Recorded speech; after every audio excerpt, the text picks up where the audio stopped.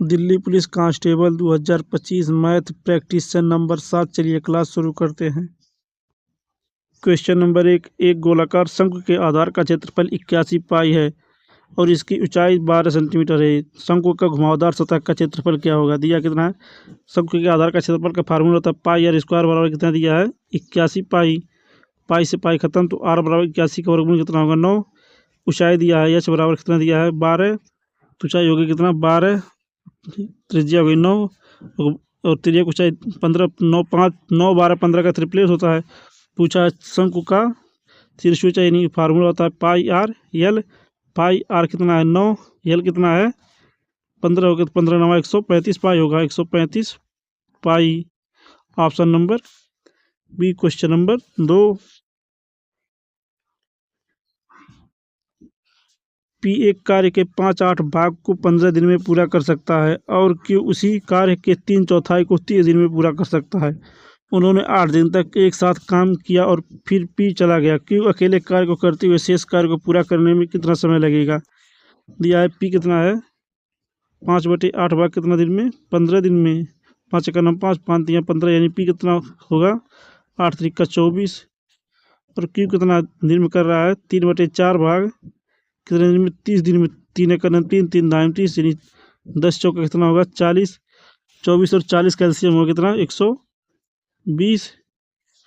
24 25 120 40 3 120 यानी 5 3 8। 8 काम कितने दिन में कर रहा है कुल? 8 दिन में काम कितना होगा? 64 काम हो गया। 120 से जब 64 हटाएंगे तो कितना होगा? 120 माइनस 64 बचा कितना?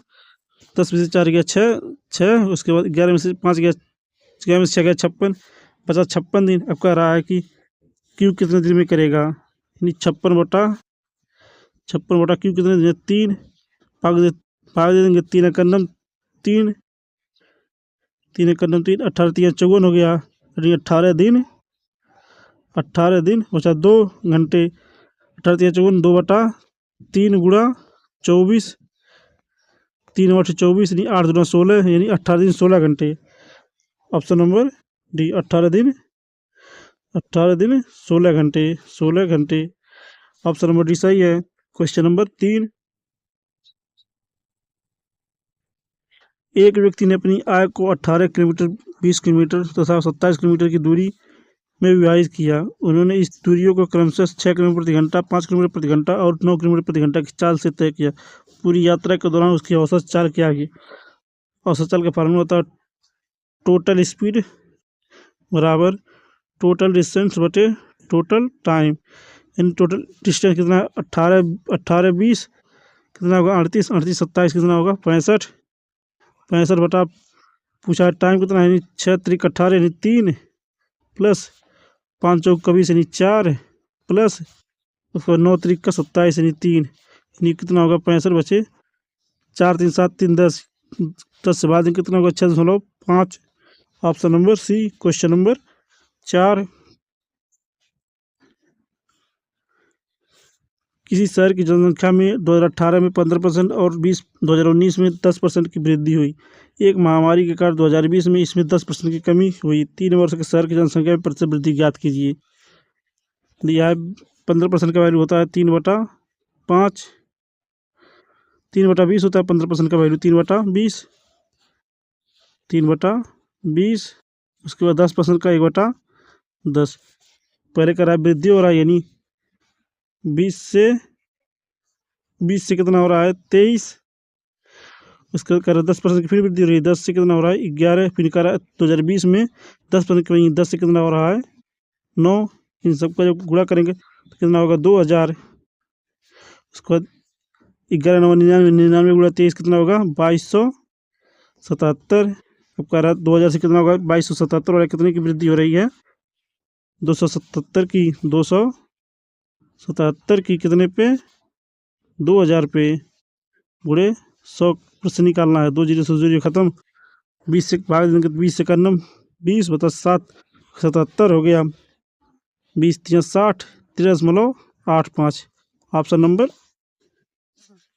Number B question number 5। 15,000 की राशि पर एक वर्ष में 8% प्रतिवर्ष की ब्याज दर पर चक्रवृद्धि ब्याज क्या होगा? यदि जब ब्याज अर्धवार्षिक रूप से संयोजित होता है, अर्धवार्षिक दिया तो दर कितना 8%, तो कितना होगा 4% होगा। 4% का वैल्यू होता है 1/25। अब कह रहा है 25 से कितना हो रहा है 26, 25 से 26, 25 से कितना हो रहा है 26, 25 का स्क्वायर 625, 25 पर संयम 625 और 26 का होता है 676। 625 का वैल्यू कितना दिया है 625 का दिया है 625 का दिया है 15,000। कितना गुना है ये गुना है 24 गुना, तो इन दोनों का अंतर कितना होगा 51। 51 का जो 24 गुना करेंगे तो 24 से करना 24, 4 24 25 120, 120 4 20 2 22, 122 कितना होगा 1224। Option number A. Question number 6, जब एक वस्तु की कीमत में 23% की वृद्धि होती है तो एक परिवार ने इसकी खपत को इस तरह से कम कर दिया कि उस पर खर्च केवल 5% अधिक था। परिवार ने वस्तु की खपत में कितने प्रतिशत की कमी है? 1 स्थान तक ज्ञात कीजिए। दिया है खपत कर रहा है, यानी 100 से वृद्धि कितनी हो गई 123 की, 23% की वृद्धि हो गई। अब कह रहा फिर 100 से कितना कम कर दिया गया 5 नहीं 105। इन दोनों का अंतर कितना हुआ 18 कितने पे 123 पे गुणे 100 काट देंगे कितना होगा 1800 बटा 123 है 123 काट देंगे कितना बार जाएगा 14.6 बार। Option number C. Question number 7,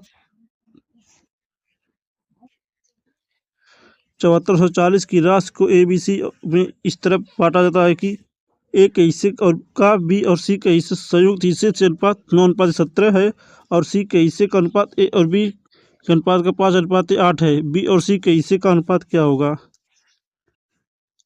ए बटा बी प्लस डी कितना, बी प्लस सी कितना दिया है 9/17 और सी बटा ए प्लस सी ए प्लस बी कितना दिया है 5/8।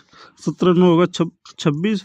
इसको 26 बनाने के लिए इस पर 2 का गुणा, इसमें भी 2 का गुणा कितना होगा 5 दूना 10, 8 दूना 16। अब ए और बी और सी का अनुपात कितना होगा, ए का अनुपात कितना होगा 9, सी का कितना हो गया 10, कुल 26 से 10 9 19 7 26 पूछा। बी और सी का अनुपात, बी और सी कितना हो गया 7:10। Option number B. Question number 8, समान ब्याज दर पर चक्रवृद्धि ब्याज वार्षिक संयोजन पर एक राशि 2 वर्ष में 6580 और 3 वर्ष में 7896 हो जाती है। वार्षिक ब्याज दर ज्ञात कीजिए। दिया कितना 2 वर्ष में 6580 और 3 वर्ष में कितना 7896, तो 1 वर्ष में कितना होगा 6 1 8 से 5 गया 3 1316। तो दर पूछा है, दर बराबर 1316 बटा 6580 गुणे 100 काट देंगे 1316 25 6580 5 से काटेंगे 5 दूना 10, दर बराबर कितना होगा 20%। Option number D. Question number 9, दो संख्याओं का गुणनफल 1500 है और उनका महत्तम समापन 10 है। ऐसे संभावित युग्मों की संख्या ज्ञात कीजिए। दिया है 10a गुणे 10b, 10a गुणे 10b दिया है 10a गुणे 10b बराबर 1500। 2 जीरो से 2 जीरो खत्म, a गुणे b बराबर कितना होगा 15। 15 का 2 गुणनखंड करिए जो, तो खैर 3 5 और एक और 15, कितने गुणनखंड 2 गुणनखंड। Option number C. Question number 10, petrol की कीमत में 35% की वृद्धि होने पर यदि पेट्रोल के व्यय में कोई बदलाव नहीं होता है तो उपभोक्ता को खपत कितने प्रतिशत कम करनी चाहिए? 2 अंक दशमलव तक ज्ञात कीजिए। दिया है 35% की वृद्धि, यानी प्रॉफिट बटा 100 प्लस प्रॉफिट गुणे 100, प्रॉफिट कितना 35 बटा 100 प्लस पी, यानी 135 गुणे 100, 3500 बटा 135 काट देंगे 135 से काटे कितना होगा 135 दूना 270, यानी 25.92%। Option number A. Question number 11, ए किसी कार्य का 3/4 भाग 12 दिन में कर सकता है और बी शेष कार्य को 5 दिन में पूरा कर सकता है। ए और बी मिलकर उस कार्य को कितने दिन में पूरा कर सकेंगे दिया है। ए कितना भाग 3/4 भाग कितने दिन में कर रहा है 12 दिन में, तो 1 भाग 3 3 3 चौका 12, ये 4 चौका 16 दिन, और बी बचा भाग कितना है 1/4 भाग कितने दिन में कर रहा है 5 भाग 5 दिन में, 5 चौका 20, 16 और 20 कैल्शियम कितना होगा 80, तो 16 25 80 20 चौका 80, टोटल काम कितना है 80, दिन कितना है 5 4 9 9 9 9 8 72, 8 सही 8/9, option number A. Question number 12, एक विद्यार्थी ने 30% अंक प्राप्त किए और 50 अंकों से अनुत्तीर्ण हो गया, जबकि 42% अंक प्राप्त करने वाले अन्य विद्यार्थी ने न्यूनतम आवश्यक उत्तीर्णांक अंकों से 58 अंक अधिक प्राप्त किए। उस परीक्षा के लिए उत्तीर्णांक कितने थे दिया है, कितना 30% पाया और कितना अंकों से अनुत्तीर्ण, यानी 50 प्लस पाया था तो उत्तीर्ण हो जाता है, यानी 42% पाया और उत्तीर्णांक से 58 अधिक पाया यानी -58, तो 12% का वैल्यू दिया है कितना होगा 58 और 50 कितना होगा 108, 1% का कितना होगा 12 9 108, 1% का 9 यानी 100% का जब निकालेंगे 100% का कितना होगा 900। अब पूछा कितना है उत्तीर्णांक अंक कितने थे, तो 900 का जब 30% निकालेंगे तो कितना होगा बटे 100, 2 से 2 खत्म 9 27 यानी 270 और पाया, और 50 अंक और कम पाया गया यानी 50 जोड़ देंगे तो कितना होगा 320 अंक अगर पाता तो वह पास हो जाता। ऑप्शन नंबर जी। क्वेश्चन नंबर 13, 256 और 64 का मध्य अनुपात क्या होगा दिया है। 256 और 64 का मध्य अनुपात फार्मूला होता है करणिम ए गुणा बी। ए कितना है 256 और बी कितना है 64, 256 का वर्गमूल होता है 16, 64 का वर्गमूल होता है 8, 16 8 128, option number C. Question number 14, यदि 8 अंक की संख्या 1a765 बी 12 को 72 से विभाजित करना है तो 2a-3b का मान कम से कम क्या होगा।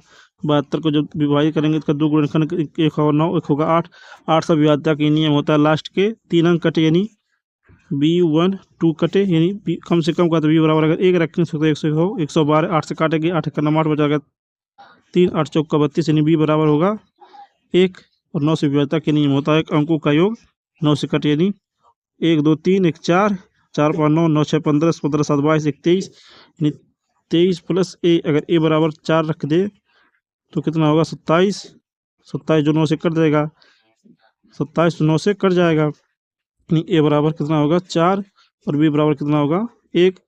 अब मान ज्ञात करना है कितना का 2a-3b यानी 2a-3b यानी 2 गुणा a बराबर 4 माइनस 3 गुणा b बराबर 1, 4 दूना 8 माइनस 3 बराबर कितना होगा 5, option number C. Question number 15, एक कक्षा के 48 विद्यार्थियों का औसत भार 37 किलोग्राम है। यदि एक शिक्षक का भार भी शामिल कर दिया गया है तो औसत भार में 1.2 किलोग्राम की वृद्धि होती है। शिक्षक का भार ज्ञात कीजिए। क्वेश्चन नंबर 15 होमवर्क है, इसका आंसर कमेंट बॉक्स में ज़रूर दीजिए। अगर हमारा वीडियो अच्छा लगे तो चैनल को लाइक शेयर सब्सक्राइब जरूर करें। धन्यवाद।